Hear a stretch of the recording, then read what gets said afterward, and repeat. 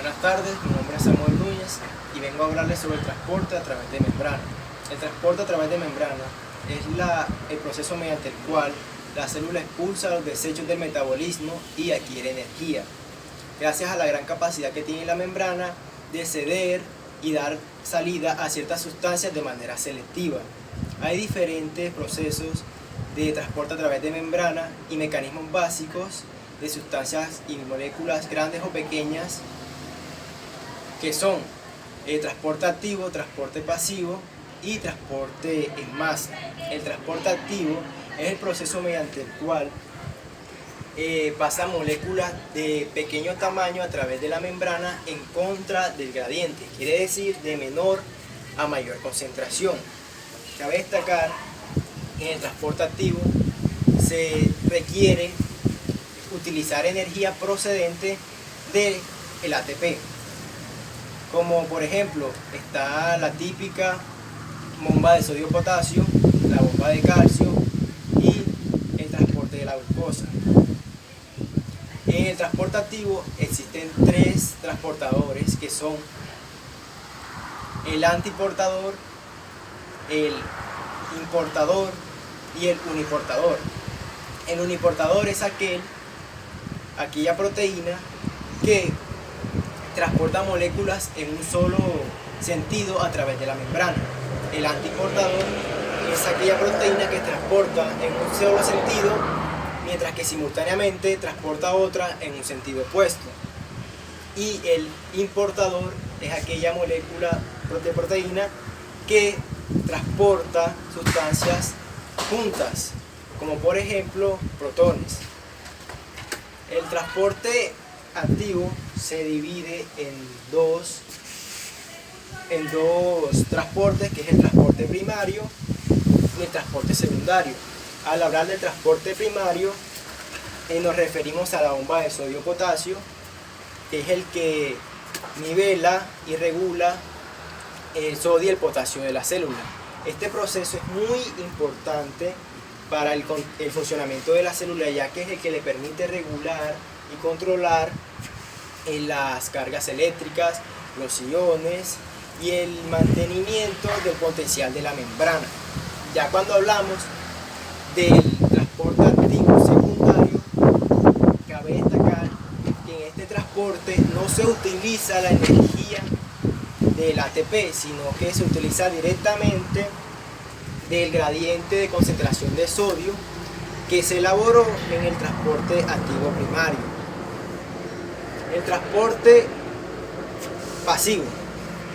El transporte pasivo es el proceso mediante el cual pasan moléculas a través de la membrana a favor del gradiente, es decir, de mayor concentración a menor concentración. Existen tipos de realizar este transporte, ya sea mediante la bicapa lipídica de la membrana y también mediante los canales iónicos. El transporte pasivo contiene 4 tipos de transportes, que son ósmosis, la difusión simple, difusión facilitada y la diálisis. La ósmosis es el proceso de transporte de moléculas de agua que contienen una proteína que regula este proceso, llamada acuaporinas. La difusión simple es el proceso mediante el cual transportan sustancias a través de la membrana, ya sean los gases respiratorios y el alcohol y otras sustancias no polares.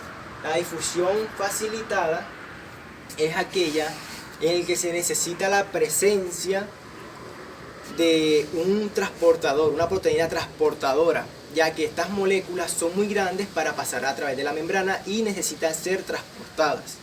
La diálisis es el proceso en el que la membrana hace un tipo de filtración. ¿Qué quiero decir con esto? Que pasan moléculas de menor tamaño y le impide el paso a moléculas de gran tamaño. El transporte en masa es aquel que le permite a la célula adquirir moléculas de gran tamaño o macromoléculas. El transporte de masa se divide en dos procesos, que son endocitosis y exocitosis. La endocitosis, como ya lo dije, es el proceso en el que la célula adquiere macromoléculas y las mueve a su interior. La endocitosis se divide en tres, que es la pinocitosis, fagocitosis y la endocitosis por medio de receptor o ligando. La pinocitosis es aquella en el que se ingiere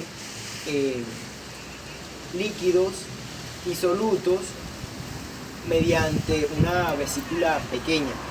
Ya la fagocitosis es el proceso de ingestión en el que se ingieren moléculas de gran tamaño que se engloban en vesículas más grandes.